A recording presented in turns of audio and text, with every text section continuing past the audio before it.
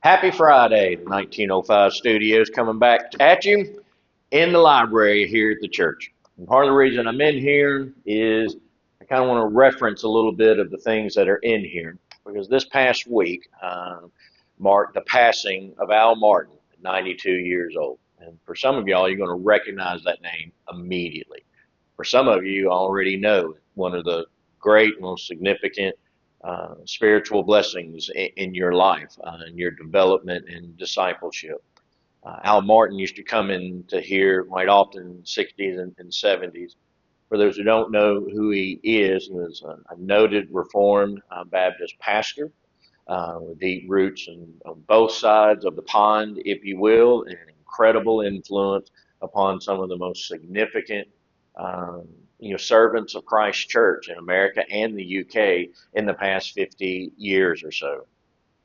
And for here, as we look at this library and you look at a lot of the books, there was a time when this level of publication and purchasing didn't exist. The whole 40s and 50s, Reform, Evangelical Calvinism was dying. The Presbyterian Church was liberalizing, which we ultimately, in founding the PCA, RTS didn't exist, Ligonier didn't exist, Banner of Truth was just beginning, the publishing of the Puritans was just beginning. There was a time when the wealth of resources that we had didn't exist. And Al Martin was a significant part of that.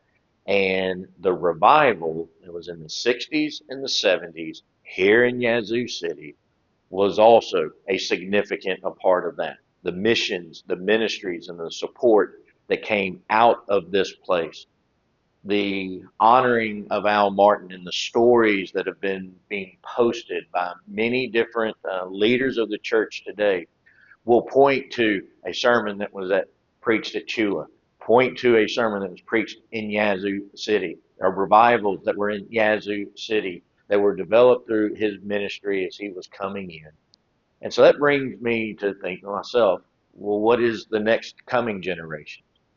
Is it time for a new and fresh wind?